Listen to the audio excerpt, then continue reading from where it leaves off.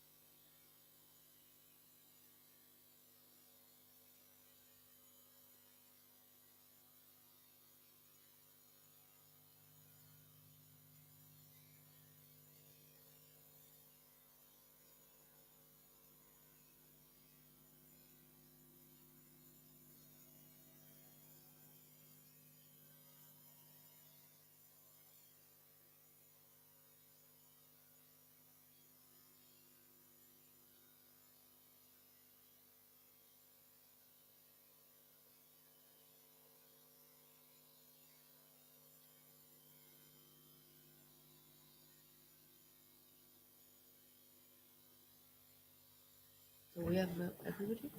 I think we have everybody. So, very warm welcome and good afternoon. Welcome to this roundtable. We have 3 participants who registered their interests to speak in advance, and we will maybe turn to them first when we ask for questions, if you wish, but otherwise we will just go with the flow. We have three main questions, and we will actually try to address them together. If you have seen the guiding questions, it is about 500 words of questions, so it's a bit difficult to pick out what is the core, but my co-moderator has really identified what are the core questions. We encourage you, even if we are not many, we encourage you to limit your interventions to as short as possible, 2 to 3 minutes, and then to come back if you want to respond to others. And really, what we would like is to have a conversation between you.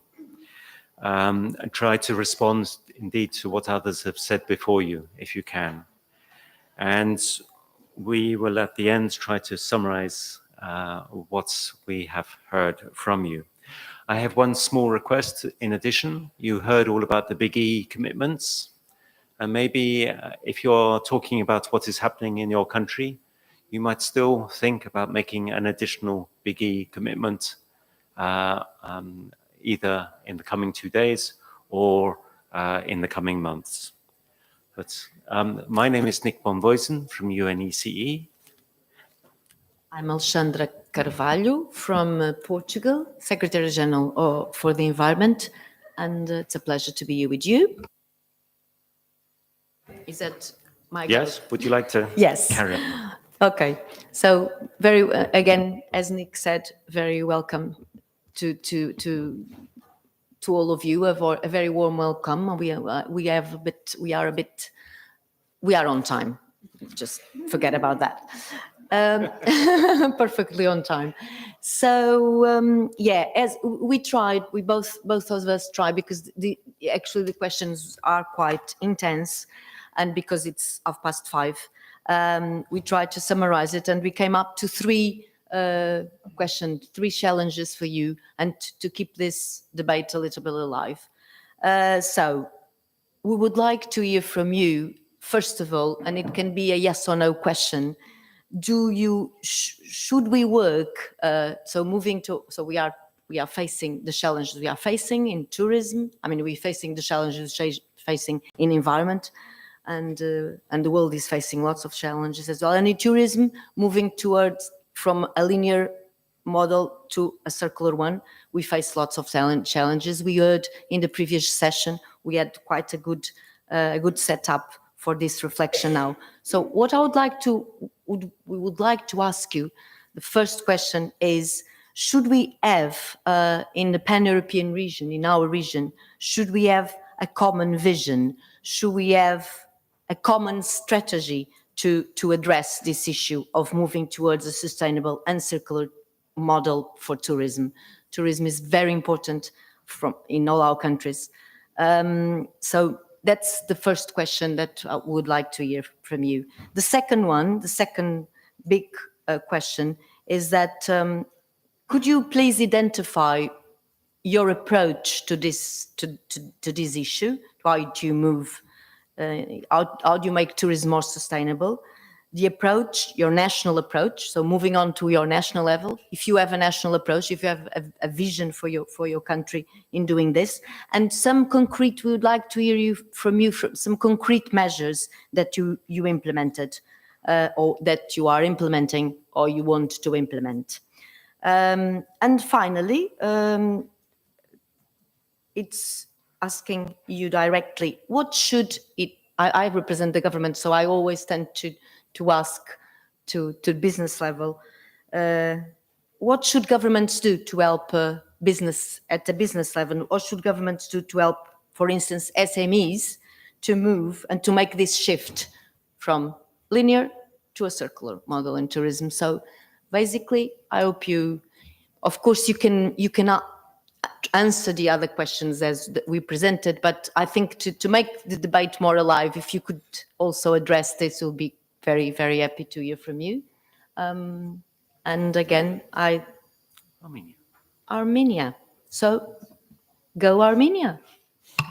Thank you very much again. I'm so sorry again to being the first because it's just because this is a very, and you told a very important word that you as a government official, because this is not the area of one side thinking that the government will implement some strategy and that's all. This is something about that have the second and the third and the fourth part, because this is something about government then community, because tourism, it is not something that we can make without majorities, communities and all territorial agencies. So that's why we need to start to talk with our communities. So this is not easy, because sometimes when government implements some strategies, for example, as green economy strategy, where we have this green agenda about tourism, sometimes the municipalities have no idea about this strategy because they live with their own strategies without implementing the green agenda in their strategies of maybe some perspectives. So we live in two realities, the government and the municipalities, and tourism is the area when municipalities must be more active than government, because they are the holders of these hotels, ecotourism, about the sightseeing, etc. So this is the point, that government must be like a big, like the oldest brother to every time to come to communities and to say, we implement such strategy. Do you think that this green agenda will live in your community? Because maybe you have some infrastructural issues, some other things that if I will implement this strategy, you will not be able to implement this in your community. So for me, the first thing, this is something that government must turn with face to communities, and it is their responsibility to come to that communities and to work with them. It is not something that we will put it in our website and whoever wants can come and discuss with us. The second biggest thing, that government must be the bridge between communities and private sector, to come together with this business sector, private sector, and to ask them, what do you think about these communities? Which is the priorities communities that we can start the circular tourism? Because if we will some investment, the investment are limited. We can invest in all communities, we can greening all tourism, we can't do that because we have limited budget, if we are talking about budget money, because this is the impulse. If you start with budget money, so private sector must feel these outputs, outputs of this investment, so they will start to buy themselves. So I think this is something like step by step, the government and community, the government between community and private sector, and for sure the NGOs who must come and make oil to all this cooperation. And for sure, as a government representative, this is infrastructure, this is institutional part. If you don't have legislation, climate agenda, green agenda in both in financial, economic, territorial and infrastructural fields, healthcare, so I don't think that it is something that we can reach, because no one will come and say you have wrote that you will do this and you haven't done. So you haven't wrote, you don't need to do. This is a very bureaucracy, I understand, but in the end of the day, we are bureaucratic people. Thank you very much.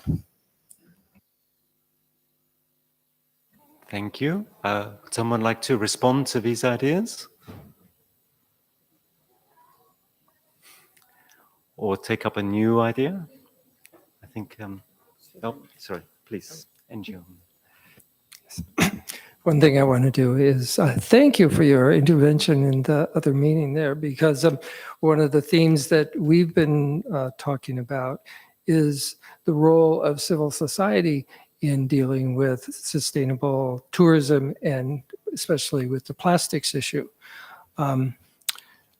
While we've often heard the phrase, all stakeholders need to be embraced, some stakeholders are embraced more than others.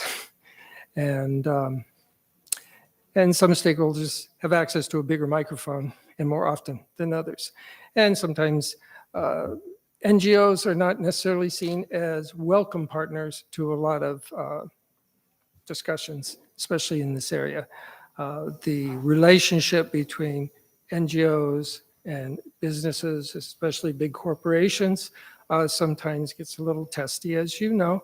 And the question is like, how should NGOs, civil society, participate in this very common, very serious, very complex problem of plastics in the future? A lot of us are now engaged in this discussion around the global treaty that's going on. And we know right now there's talks about the process, who's going to sit where and when things are going to be. But we know eventually down the road, it'll get a bit testy because ultimately all our interests aren't the same. So having forums like this, where there is an appreciation for the public participation and how do we get a more effective or a more fair, more just participation, where we do hear the voices and have this kind of forum and dialogues where we can find real solutions rather than rhetorical solutions. I mean, that's really important. So we're, I guess one of the interventions that we did want to make is that our European Eco Forum has, for our contribution to this process and to the big E, we've launched a initiative specifically in that area. It's what do we call it? It's basically, to get my words right, the Sustainable Tourism Pathways Through the Plastic Crisis. Our commitment is to explore, identify, and promote sustainable tourism strategies and initiatives, especially involving civil society participation and engagement in reducing plastic pollution within the UNECE region. And if you're interested, we could talk more about that. We're also interested in partners in this, but this is our new commitment, and we especially welcome this discussion. Thank you very much for intervention. If I may ask you a question, just do you think that we should have a common strategy for the Pan-European Union, region, to address this issue? Should we have a common or a common vision? And then because you were talking about something that you already did at the Eco Forum, European Eco Forum. So should we do it? Then we define all the roles of the stakeholders and they predefine, or it's already done and we don't need more strategies because we already know where to go. I would think that that isn't the question. I think the question is how, because there are a lot of strategies, because there are a lot of different interests. And the question is, what kind of process can we find that where we can come together on a common strategy? Yes, thank you very much. I give the floor to Sweden. Madam Ambassador, thank you very much, and thank you also to the two previous speakers. And I'll try to maybe continue to elaborate where the last speaker ended, and come back to your 4 questions in an attempt to reflect on them. On the common vision, I mean, sometimes when we try to seek and accelerate ambition or enhance cooperation, we start to look for a common vision. On the other hand, sometimes we also become so occupied of creating that vision that we forget to implement what we have already agreed upon. And I think that through Agenda 2030 and with all of the SDGs, life below water, decent work, sustainable cities, sustainable consumption and production, in a way we already have our vision. So maybe a tendency to focus on what we have agreed to and work with that. Still, we do need to get to work, and you asked, what would the approach be to a vision, which in my view doesn't necessarily need to be a new one. It could be a new one. But I think, in our work, we have seen some aspects that may be worth reflecting on. One is, of course, what I've already alluded to, that I think sustainable tourism is very much related to so many of the SDGs. So it can be, if we get it right, it's actually also a major contribution to achieving the 2030 agenda. If we don't get it right, we will not be able to achieve many of the Sustainable Development Goals.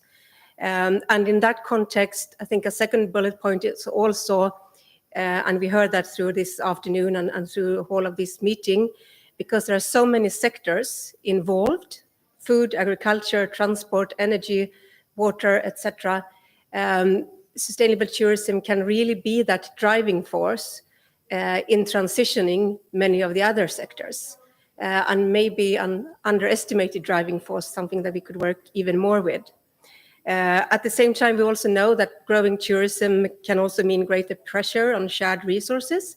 There will be some goal conflicts, and I think also not shying away from those goal conflicts will be important in our implementation. And I think maybe the third point you put at us was concrete measures.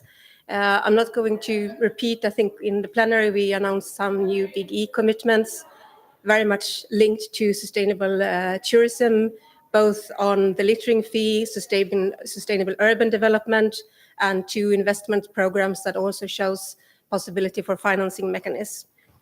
And your fourth question, what government should do for encouragement of SMEs. I'm looking around the table, I can't see the signs, but if you have any business representatives in the rooms, it would also be very interesting to hear that from the business sector. Thank you so much. Thank you very much for that. It's actually, I totally agree that we have the strategy. We have all the strategies, and yes, and this sector is indeed, where if we can get it right, I totally agree with you. If you can get it right, we can get it right in many ways. I was thinking today about the way that the panel, the way that the panel started. And some of the choices are also our choice, our individual choice. And the panel started with the Ministry of Albania, saying, why don't we turn off the air conditioning? And some of these choices are individual choices, and the importance of and then the importance of education and all of that we talked about in this past 3 days. So we have now Cyprus, our host country. Thank you very much. Yeah. No, thanks for coming. Savas, I'm the Tourism Minister of Cyprus. And I'll try to touch upon the 2-3 subjects that were mentioned today, but I'd like to start by saying this. In January 2020, we at the Ministry of Tourism of Cyprus, we decided that we would no longer, it's no longer our responsibility to just do marketing for the destination. We wanted to manage the destination. And this means that you have to do a type of repurposing about why you exist and why you are doing what you're doing. And we said that first, from now on, even though we've made a lot of mistakes in the last 20, 30 years with regards to development, etc., from now on, we will do things first for the local community. And if we do things to make the local community happy, certainly people from abroad are going to be happy as well. And at some point, we as ministers of tourism have to be brave enough to say, okay, what's my target in terms of arrivals or visitation by the end of 2030, and be brave enough not to put a target which is like completely huge. And what we did, I mean, we said that between 2018 and 2030, our tourism industry will not grow by more than 10%. I know countries that have included a target of 50%. And if we're talking about circularity, I mean, obviously you have to reduce that number in order to have a basis from where to start. I mean, circularity begins also from how much you are using. So in light of that, I mean, that was the first decision. The second thing we decided to do is that, okay, if we're doing things first for the locals, we need to start measuring the carrying capacity of the destination. And this is something that NGOs can participate, because a government and a Ministry of Tourism, it takes a lot of courage, trust me. It takes a lot of courage to tell your country the opposite of what they want to hear from you. Everybody wants to hear from the Minister of Tourism more, and we're saying the opposite. We're saying maximum 10%, and we're doing a capacity study of the destination. So for 3 years now, we will be measuring the capacity of the destination so that then in 2025, we are able to decide, okay, policies. What is the cost of tourism? What is the marginal cost? How do we mitigate that cost? Will the customer need to pay 5 euros per day, let's say, sustainability tax? So then when you start charging that, let's say 5 euros, maybe a third of it is going to go to the municipality to help them out. So in this way, you support the municipality. A third could go to us to change the marketing and branding of the destination to create awareness campaigns. Another third of that 5 euros could be used for sustainable projects at the destination. We are not in the business of greenwashing by buying planted trees in Madagascar. We are in Cyprus. The customer needs to see these sustainable projects here in Cyprus. So, yeah, this is what we are really changing in Cyprus at the moment. I'm not going to get into the details with regards to circular economy unless there's time later on. But one final comment I do want to make with regards to circularity and the EU. Yes, common strategy is good. Yes, common metrics is good, common labels, etc. But I believe that the first decision the EU needs to take is, okay, what is more important?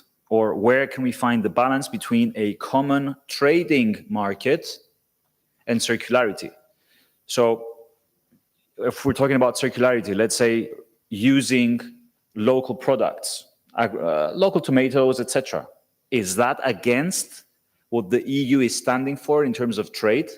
So if we are, as a country, incentivize our businesses to use more Cypriot tomatoes, is that against what the EU wants with regards to trade within the EU?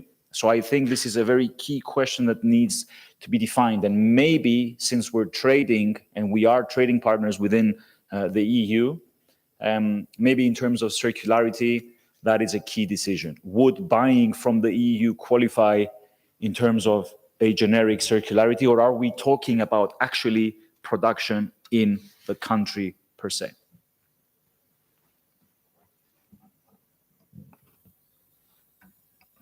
Thank you. Lots of good ideas there, and maybe we will hear from Georgia in a moment. But a couple of things struck me in what we've heard. You talked about bravery, and you talked about not shying away, and you're not actually trying to look at trade-offs. You're trying to look at keeping the line. So this is really very interesting.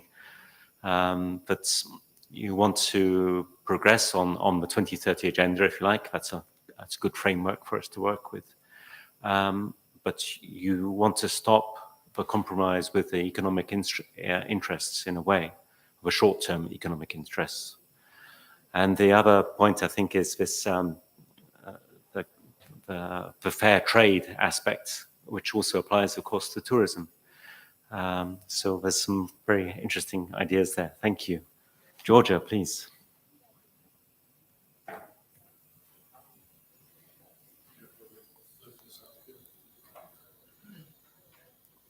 Thank you very much. Thank you. Now, I wrote down your questions to respond briefly, 3 of them, but I would like to start from the second one. It's a national approach and general information. I would like to start with the general information. It's that, of course, Georgia in Georgia, it's a priority sector of tourism, of course. And now it's a time when it comes turns to the rapid recovery after the pandemic time. So it's quite difficult time in this regard. So, of course, my country has anti-crisis plan, the process how to recovery after the pandemic, including tourist sector, We have tourism development strategy, which of course include environmental and social aspects. And in our tourism strategies, we have also envisaged the SDGs, the appropriate SDGs for that subject. But I would like to mention still that our national approach, how you mentioned that it's not a governmental only, because since we have developed quite widely this protected area system, all national population living around these national protected areas, they are sure that they know what a sustainable tourism is. And on the other hand, private sector also, of course, they are thinking that they are products, touristic products, and it's environmental, and okay, it corresponds to cultural and natural, also natural, so to say heritage and all. But that's why from this second question, which I little bit explained now, I would like to switch now to the question number one. Of course, it's high time now to have this common vision at the UNEC region, because we think it will be very good to have common understanding, common vision. I cannot say that we will be able to create a just prescription what the circular tourism is, but at least in many areas we have good guidance from UNECE. And now I think it will be very helpful, because after pandemic, I'm sure in other countries also they have the same problems. We we have too much tourists, so to say, and I doubt it's sustainable. Okay, what about the third question now?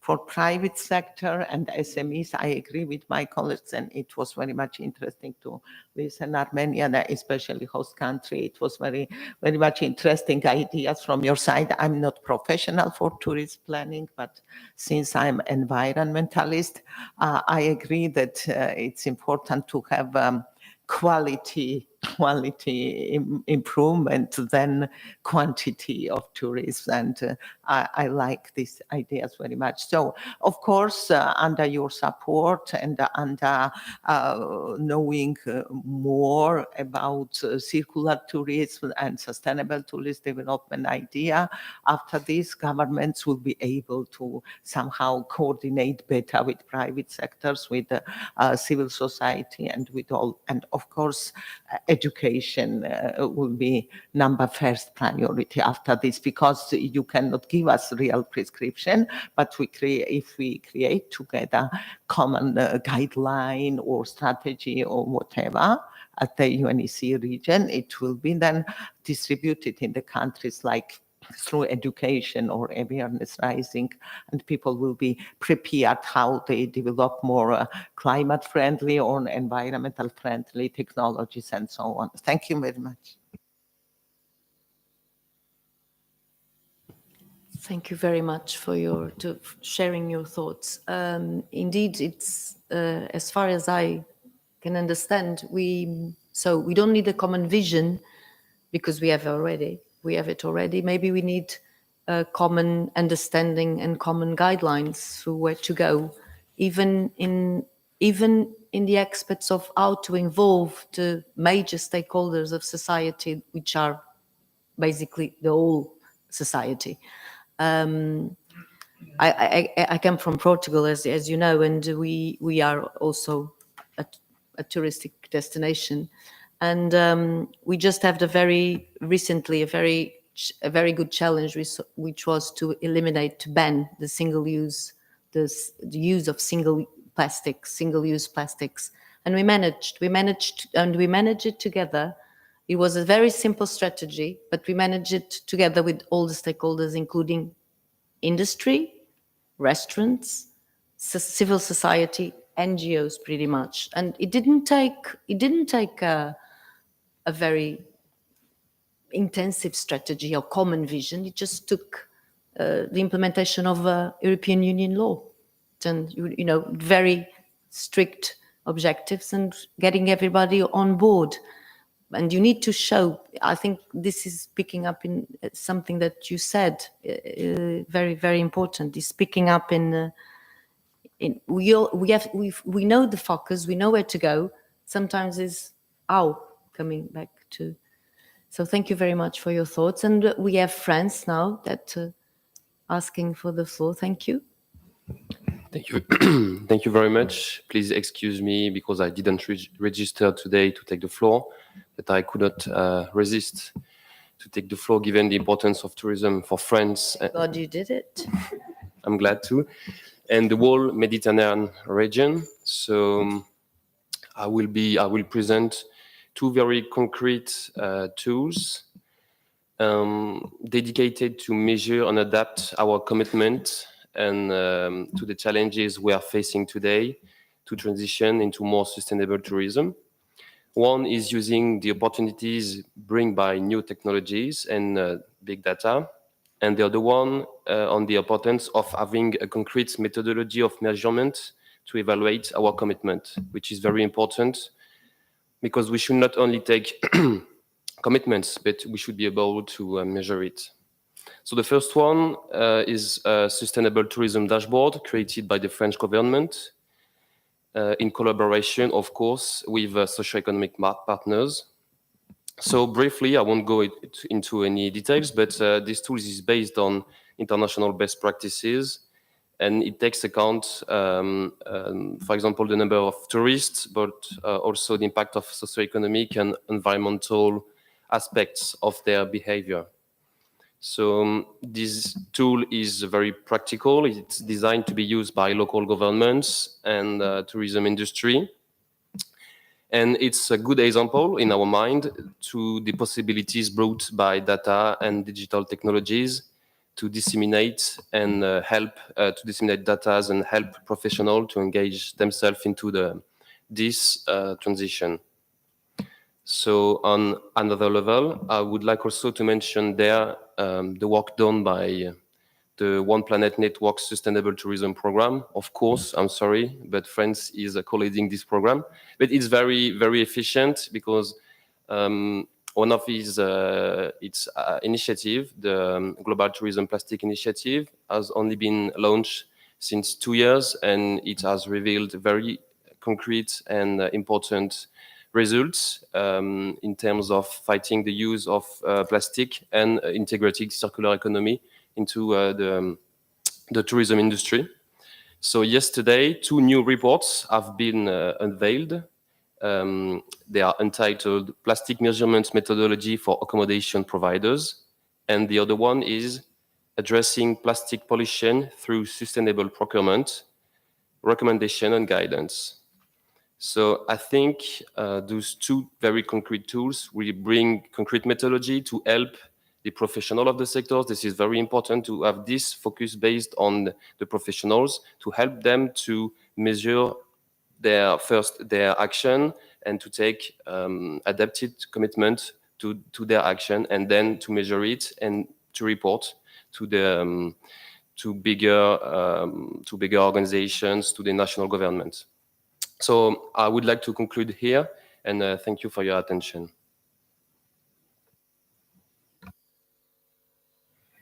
Thank you. Very good to hear of your focus on the measurement side. This is something that I must say we struggled with in the Pan-European assessment, the measurement of this theme of the conference, because we wanted to look at the conference themes. But I know that there is a lot of good work going on now, including with the World Tourism Organization as well as the One Planet work. So thank you. The Czech Republic, please. Thanks. Just maybe more of a personal note. First, really encouraging to hear the words of the Minister of Cyprus, from the Minister of Cyprus, because this is, I think, an example where really the governments can make an impact, think out of the box, because, exactly as you said, everybody's, at least in our country, saying, look, we need more tourists. Let's do more. Let's get from 2 million tourists per year to 3 million in Prague. And then nobody really cares about the waste. Nobody cares about the noise. So I think this is really welcome on the macro level. Then if I should speak from the personal experience, and I guess everybody of you had maybe the same, because I try to live what I preach. And in the hotel, for example, you know, unless you put a don't disturb on your door, your towels would get changed every day, at least in Hilton where I'm staying, of course. And this is something that it's a change that needs to come from inside the business. And I think this is very important. In every company, almost global, national, you have a CSR expert. I'm not aware, and I would dare to say that in the hotels there is no one like a person for like a environmental ombudsman, so to say, who you could approach when you have a thought, when you have an idea how to make the functioning of the hotel more sustainable. So I think we need really to use this opportunity, and that's why I was also so happy to see the theme on the agenda of this conference. We need to take this opportunity and turn it into also a challenge, because to talk to the private sector, the hotel industry. I don't think we need more strategies. I think there is an organization for that that's been doing a lot, and I've been just looking at the organization, and they have a department for sustainability. So let's make use of this organization that is in Madrid, with headquarters in Madrid, and let's use their expertise, their capacities, and what they can do, because we need a channel through which we can make our voice heard. I doubt, with all due respect, that the UNEC is able to make itself heard in the business, in the hotel business area. So we should partner definitely more with the UNWTO, definitely drag in companies that operate big hotel chains, because very often you see in the SMEs, in the hotel industry, you see more sustainability aspects being implemented than in the big, huge hotel chains. So this will be another concrete, specific recommendation from my side. Talk to the big hotel chains, because unless they change their thinking, and the rest won't follow, because the ecosystem needs to change and they need a leader, so to say. So a few remarks from my side, and thanks again for choosing this topic, because I think it's extremely important. Last point, because around tourism, we tend to tiptoe quietly, because we don't want to disturb the notion, the idea that once you go to vacations, you shouldn't be disturbed. You know, you want to have everything available, and the operators actually think, wow, the customer, you know, let's not bother him with stuff like take care of what you see around you. So we need to change this paradigm as well. Look at the tourism as not as a challenge to change the behavior of the customer, but as an opportunity, with business opportunities being in the green practices that can be implemented in the hotel industry. Thanks. Thank you. Am I imagining it, or was there actually a protest in Prague recently about the too many tourists? No? Okay, I was imagining it. Very often we have it in in the parts of the town where there are the most nightclubs and stuff. Prague 1, Prague 2, where, you know, overnight it's quite horrible in the season. Yeah, thanks. Thank you. And I was in Tbilisi recently, and I had the nice experience of finding a card by the bed. And if you wanted your sheets changed and things like this, then you put it on the bed. So you actually had the emphasis was on not changing sheets and towels and so on. By default, they didn't change. So that was. And I completely agree about UNEC not being in the hotel business. Thank you. And I was in a discussion a couple of weeks ago about something called the UNEP Finance Initiative, and they try to engage with all the big banks to get them to do green bonds and things like this. And I wondered if maybe in the One Planet initiative, is there any engagement with hotel chains, as you were mentioning? Does anybody know about if there is such an attempt to engage with hotels? I don't know if France, would you know of that at all? In One Planet, do they try to engage with hotel chains? I'm sorry, can you repeat the question? Czech Republic was mentioning the fact that, one way of getting practices to change in hotels is to deal with the hotel chains first. And this is something which does happen in other sectors. We go for the big banks, for example, on green finance. Do you know if there is any attempt to work with hotel chains in the One Planet initiative, for example?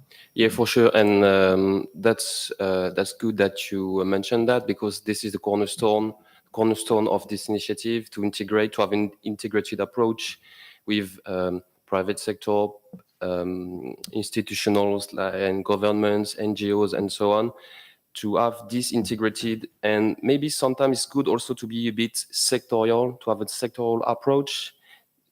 For example, because sustainable tourism is a very key and important topic, but we should also have a rational approach to sustainable tourism and circular economy within it.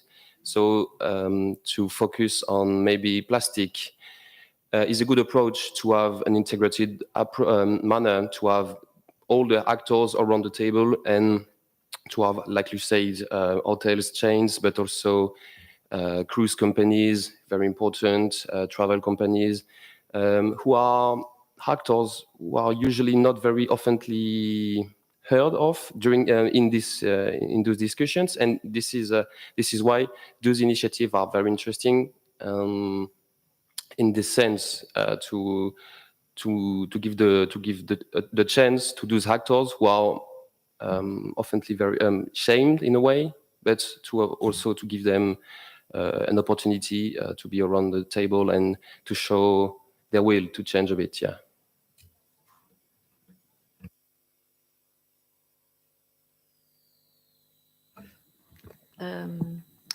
Thank you very much for that.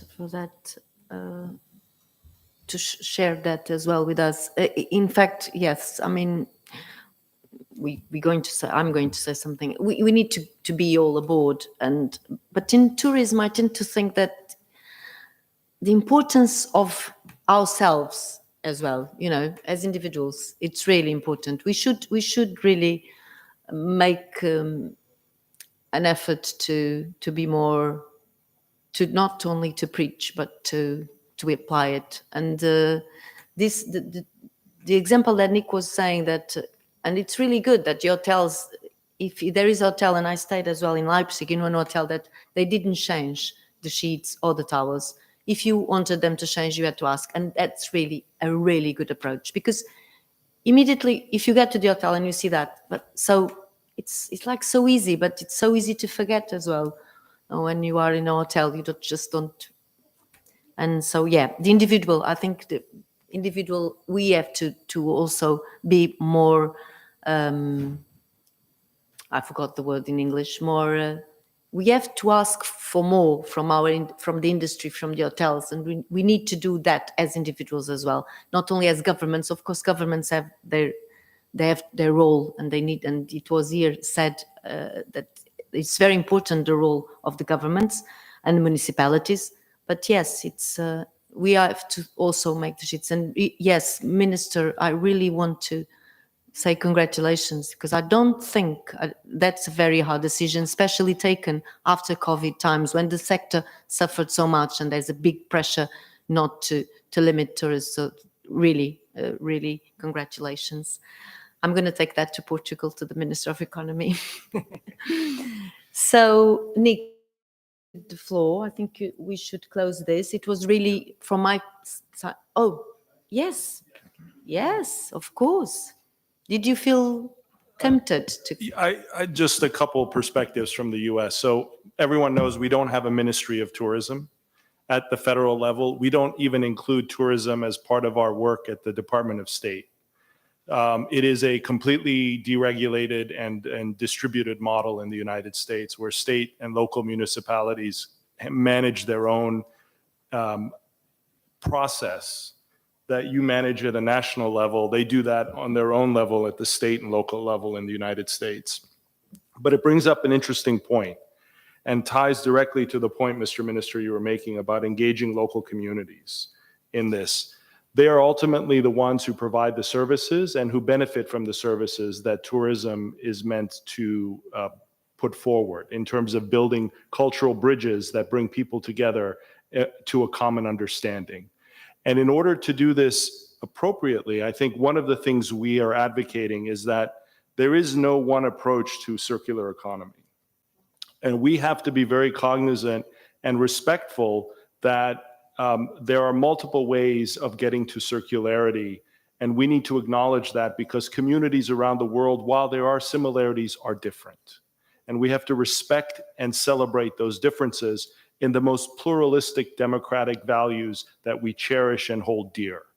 And so I think it's important as well, and one of the things that I've heard from mayors in the United States, and I'm sure this is shared by local officials throughout the world, is they know where they want to go.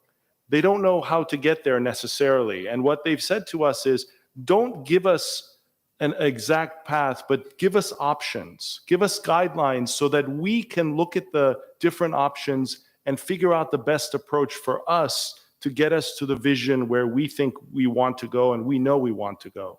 And so I think that is the useful exercise of developing options and developing ideas and good practices that can then be used exactly as you described by local communities to drive forward a process that benefits them, their communities, and also the wider community of people who are visiting from all over the world.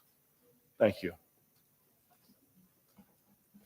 Thank you very much. And thank you for ending on such a positive note, I think. I think you give us a clear idea of approaches which are going to appeal in terms of offering tools, offering ideas, approaches, practices, whatever you want to call them.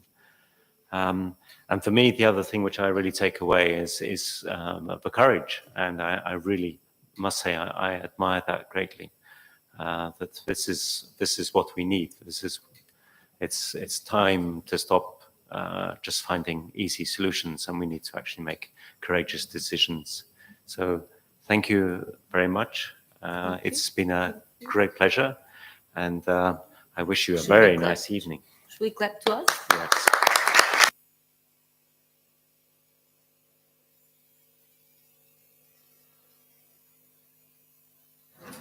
Thank you, interpreters. Thank you, interpreters.